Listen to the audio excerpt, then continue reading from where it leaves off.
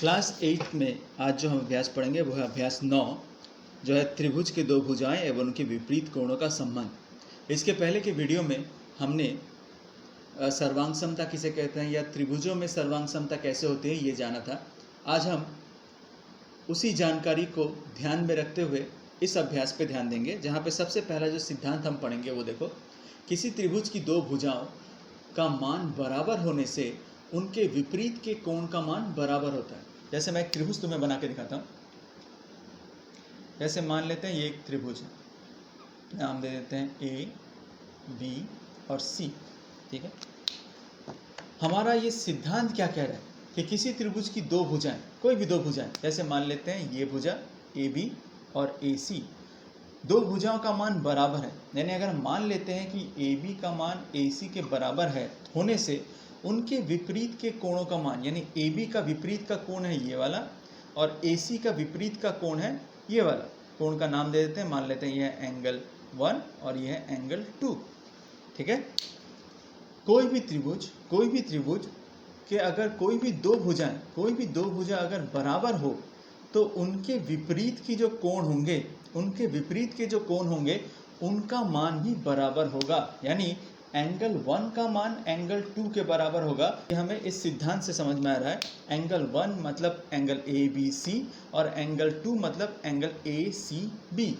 यानी कहने का मतलब है कोई भी त्रिभुज हो जिसमें अगर कोई भी दो भुजा का मान बराबर हो, जैसे उदाहरण के लिए इस भुजा का मान अगर 5 सेंटीमीटर है, इसका मान भी अगर 5 सेंटीमीटर है, ऐसे तुम्हें कोई त्रिभुज मिले तो उनके विपरीत के जो कोण होंगे इनका मान बराबर होगा ही। यानी इस कोण का मान, एंगल 1 का मान कहीं अगर 60 डिग्री हो तो एंगल 2 का मान भी 60 डिग्री होना ही होगा। क्यों? क्योंकि उनके दो भुजाएं समान मान के हैं।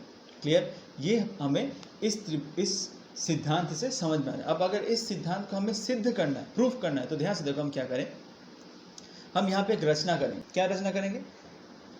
एंगल बी ए सी, यानी यहाँ जो एंगल है इसको समद्विभाजित करेंगे, यानी दो बराबर हिस्सों में बांटेंगे। बांटने के फलस्वरूप ये जो रेखा है ये BC भुजा को D बिंदु पे काटेगा और एक समकोण बनेगा, यानी यहाँ पे 90 डिग्री का कोण बनाएगा। यानी कहा जाए तो BC के ऊपर AD लंब है। कहा जाए तो BC के ऊपर AD जो है वो है लंब। ये सिंबल किसका है? यह है परपेंडिकुलर, यानी लंब का, यानी 90 डिग्री वाला सिंबल। ठीक, यहाँ पे गिवन क्या है, यानी प्रदत्त क्या है?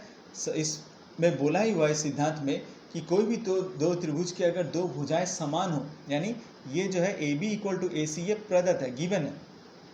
ठीक है, और हमें प्रूफ करना है अगर ऐसा हो, AB = AC हो तो ये दो कोण, विपरीत के कोण बराबर होंगे। यानी एंगल 1 = एंगल 2, या कहा जाए तो एंगल ABC एंगल ACB के बराबर होगा। ये हमें प्रूफ करना है।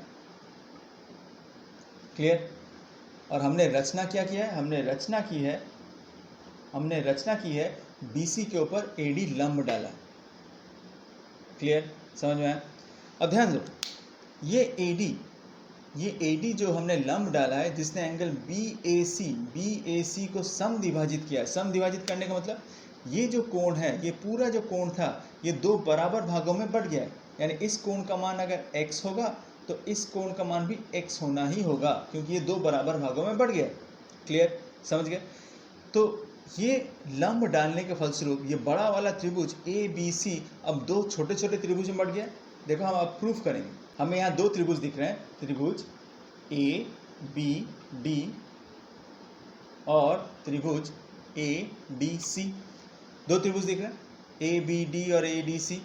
ठीक है, इन दो त्रिभुजों में ध्यान से देखो, अगर मैं ये कहूँ कि साइड AB = AC है, इस त्रिभुज का ABD या ADB जो भी नाम दो, इस त्रिभुज का ये साइड ADC त्रिभुज के इस साइड के बराबर है, क्योंकि ये तो दिया ही हुआ है, AB = AC, ये है प्रदत्त, यानी गिवन है। ठीक है, फिर अगर मैं ये कहूँ कि ये कोण एंगल BAD बराबर होगा एंगल DAC के। देखो इस कोण का मान x है तो इसका मान भी x होगा, क्योंकि हमने तो रचना करने समय बोला ही था कि AD ने एंगल BAC को समद्विभाजित किया और समद्विभाजित किया तो इस कोण का मान इस कोण के बराबर होगा, यानी हम लिख सकते हैं कि BAD इक्वल टू DAC है। ये रचना की वजह से हुआ। क्लियर। तीसरा हम बोल सकते हैं कि AD इक्वल टू AD है। ABD त्रिभुज में AD भुजा और ADC त्रिभुज में AD भुजा, इन दोनों का मान बराबर है क्योंकि इन दोनों त्रिभुज में AD भुजा कॉमन है, यानी ABD के लिए भी AD भुजा है और ADC के लिए भी AD भुजा है। यानी इसका मान अगर 2 सेंटीमीटर है इस भुजा का मान, तो इस त्रिभुज के लिए भी 2 सेंटीमीटर होगा और इसके लिए भी 2 ही होगा, यानी AD इक्वल टू AD होगा क्योंकि ये कॉमन है, उभयनिष्ठ है। तो अब ध्यान से देखो, हमने 3 चीज़ों को लिखा है। एक साइड जो कि गिवन था AB इक्वल टू AC, ये एक साइड है। एक कोण BAD इक्वल टू DAC, ठीक है, ये कोण इसके बराबर है। और AD इक्वल टू ये भी एक साइड है, यानी साइड एंगल साइड, यानी हम लिख सकते हैं कि ट्राइंगल ABD और ट्राइंगल ADC ये दोनों एक दूसरे के सर्वांगसम हैं।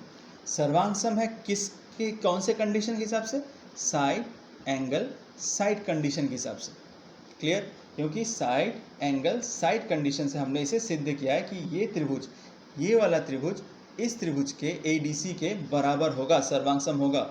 और हमें मालूम है कि कोई भी दो त्रिभुज जब एक दूसरे के सर्वांगसम होते हैं तो उनका हर कुछ बराबर होता है, यानी उनके भुजा का मान भी बराबर होता है और कोण का मान भी बराबर होता है।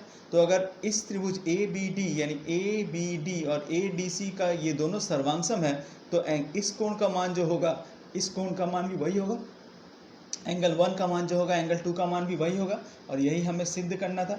ठीक, यानी इसके बाद हम लिख ही सकते हैं देयरफॉर, अतः angle 1 equal to angle 2। Clear, समझ गए? यहाँ पे हो गया प्रूफ। यानी ये सिद्धांत समझ गए कि किसी भी त्रिभुज की दो भुजाएं, कोई भी त्रिभुज की दो भुजाएं अगर बराबर हो तो उनके विपरीत के कोण का मान हमेशा बराबर होगा। क्लियर, समझ गए?